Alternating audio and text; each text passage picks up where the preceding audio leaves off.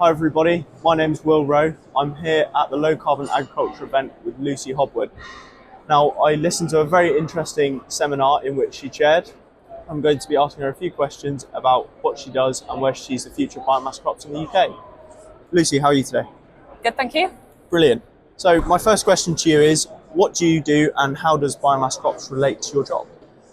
So I'm a strategic business consultant working across the whole bioeconomy. So I cover everything from kind of biomass power, biomass heat, AD, biofuels, biomaterials, biochemicals.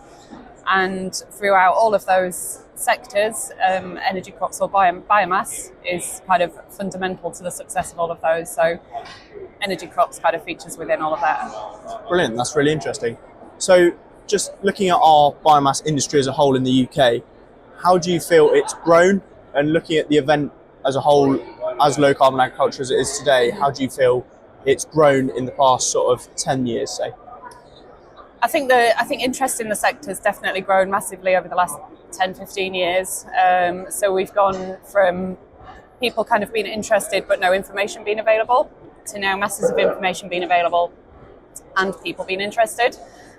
We're still not really seeing the amount of activity in certain areas, so like perennial energy crops, SRC, willow, miscanthus, all of that kind of thing. We're not seeing as much activity as we'd like to see. A lot of frustrations in the sector still. But in areas like AD, for example, where it's growing crops for energy as part of a rotation, we're seeing quite a lot of activity and things are really picking up. Now, Lucy, tell me, why do you think the AD industry has really taken off as a whole in the UK? I mean, I've had little experience around the area of AD, but spoken to the likes of Apsley Farms who have a significant AD sector. Why do you think the AD has taken off more so than the willow miscanthus side of biocrops? I think it's driven by subsidy, ultimately. Yeah. So the government kind of heavily incentivised and subsidised AD as a technology. They also offered subsidies to other sectors, but the subsidies didn't quite work as well. So for AD, you could benefit from incentives for kind of renewable power generation and renewable heat generation, so the FIT and the RHI. That wasn't available in combination for other crops, and in isolation, one of those incentives wasn't enough to kind of stimulate demand in other sectors. Brilliant. And what do you think needs to change to sort of promote the use of willow and miscanthus other than subsidies? Because I know that heavily around agriculture and sort of the biomass industry as a whole, it's very much governed by the subsidies and where the money is at the time. What do you think some of the other deciding factors may be in regards to making it more popular?